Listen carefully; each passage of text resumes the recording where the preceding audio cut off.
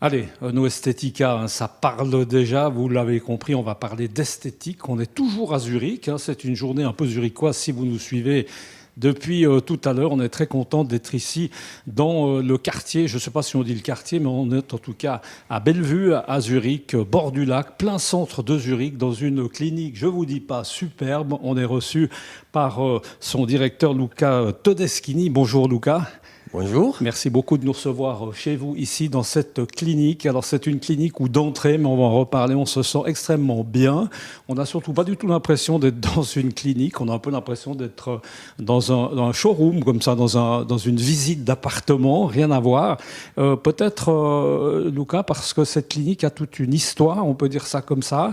Et racontez-nous un peu, vous êtes à l'origine de cette clinique. C'était quand? Ça s'est passé comment? D'où est venue l'idée? Racontez-nous un peu. Alors, tout a démarré en 2017, comme j'étais déjà le directeur de la clinique ophtalmologique à Wallisellen, qui est un petit peu dehors de Zurich. On a eu une demande d'un plasticien qui n'avait plus sa clinique, sa praxis, et il est venu faire ses patients chez nous. Et depuis là, on a créé ce qu'on appelait le Beauty Centrum Ono, comme on est le Augenzentrum Ono. Et en 2022, notre propriétaire a eu l'idée de lancer un nouveau brand, Ono Esthétique, que vous voyez à la paroi. Et de là, tout démarré. Alors, c'est vrai que le mélange comme ça des deux, alors on a compris, entre l'esthétisme et l'ophtalmologie, c'est vrai que ça paraît évident. Aujourd'hui, c'est alors dans cette clinique ici à Zurich, mais je crois que la clinique a fait des petits, et entre-temps, il y a beaucoup de cliniques, beaucoup. Oui, on a 4 centres qui sont comme ça, 2 exclusivement d'esthétique. Ils sont la boutique clinique de Bellevue. Il y en a une autre dans le canton de Thurgovie, à Amriswil. Et les 2 autres sont des centres ophtalmologiques où on fait aussi des traitements de beauté, d'esthétique. Peut-être nous présenter un peu qui travaille finalement dans cette clinique. Vous êtes combien? Qui fait quoi? Si on peut dire, chacun évidemment a un rôle très précis à jouer. On peut imaginer, vous êtes entouré. J'ai croisé tout à l'heure une dame dermatologue, c'est ça, hein, vous m'arrêtez, Luca, Oui. mais je l'ai croisée. Il y en a d'autres forcément. Oui. Donc, on a démarré depuis l'ophtalmologie. On est passé dans L'esthétique. l'esthétique et plastie. Donc, les interventions chirurgicales très, très lourdes.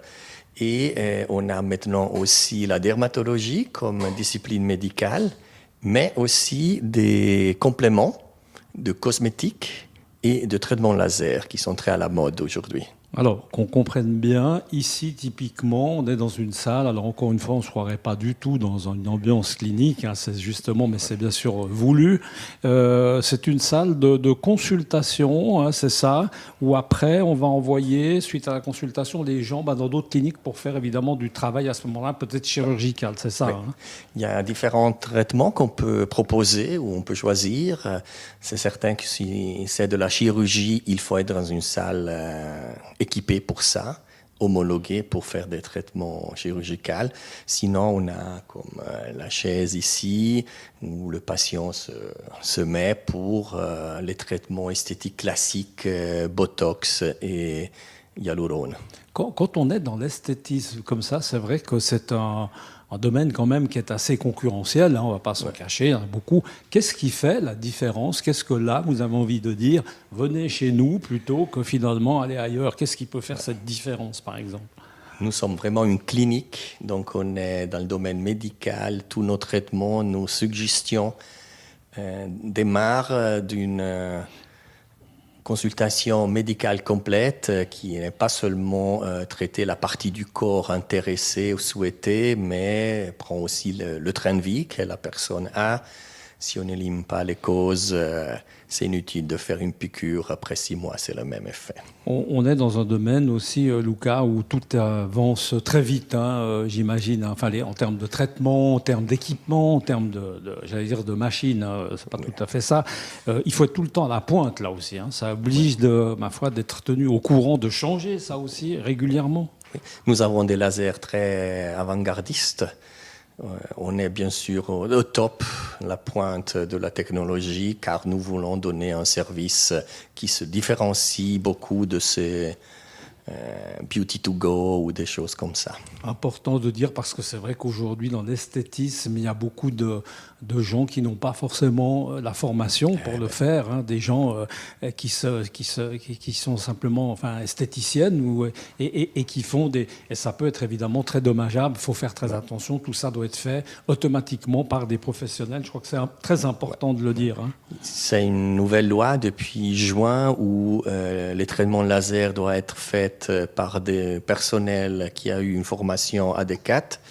Chez nous, il y a toujours un médecin qui supervisionne ces traitements ou les fait directement, comme les injections.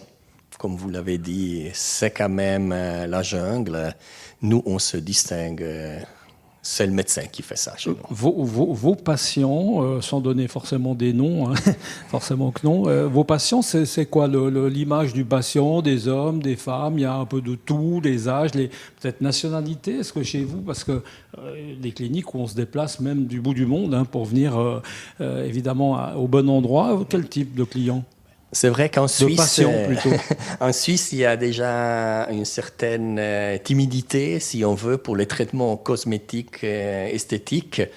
Il y a plutôt des femmes, ça c'est clair, mais aussi des hommes. De plus en plus, Lucas, je pense, non ? De ça rentre plus en plus, dans les hommes, c'est plutôt peut-être la croissance de cheveux ou des autres choses. Mais c'est aussi des étrangers, des jeunes, des moins jeunes, des anciens. C'est vraiment très diversifié. Oui, très éclectique. Oui. On revient un petit peu sur le nombre de cliniques. Rappelez peut-être qu'il y en a aussi en Suisse romande. Alors vous gérez plutôt les cliniques de Suisse allemande, c'est ça. Mais quand même peut-être dire deux mots sur la Suisse romande. On espère y aller. Il y en a en Valais, il y en a à Genève, il y en a un peu partout. Oui, les synergies avec l'ophtalmologie sont partout les mêmes. Dans nos cliniques de Sion, Lausanne et Genève, il y a aussi des traitements non esthétiques. Et du coup, c'est unique, Lucas, parce que quand on a des bonnes idées, en général, elles sont un peu facilement recopiées.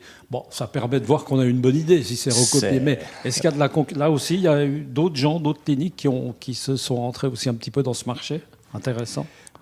Dans le groupe, on utilise le scaling effect. On apprend quelque part et puis on répète ailleurs où on a les mêmes infrastructures, les mêmes idées, pas les mêmes médecins dans le sens, mais les mêmes compétences. Est-ce qu'en termes de projet, on peut imaginer que vous n'allez pas vous arrêter là, ça va continuer? Là, les projets à moyen terme, c'est lesquels? On va prendre les opportunités qui se présentent. On a un gros projet d'extension dans le domaine de la dermatologie. C'est une maladie, disons, sociale, avec tout le soleil ou des choses comme ça, l'alimentation, la fumée. Il y a beaucoup de nécessités. Vous n'allez pas en rester là. C'est évidemment ce qu'on a compris. Merci beaucoup, Lucas. Je crois qu'on a fait le tour. Merci de nous avoir reçus. On le rappelle, vous l'avez vu sur ce superbe logo. Ce logo, il est magnifique, hein, très beau. Il va très bien avec l'ensemble. C'est pas évident de faire un beau logo, hein, Lucas. C'est toute une histoire en 2022, de branding creation, la couleur, le font, etc. C'était une expérience vraiment enrichissante. Mais il est très très bien réussi parce que c'est vrai que je sais ce que c'est pour arriver à trouver le bon logo. Il est très bien. Eno Estetica, rappelez-vous bien de ce nom. On en entendra parler évidemment ici à Zurich. On était dans la région, le quartier de Bellevue et puis également bientôt et déjà en Suisse romande. Allez, à bientôt. Ciao.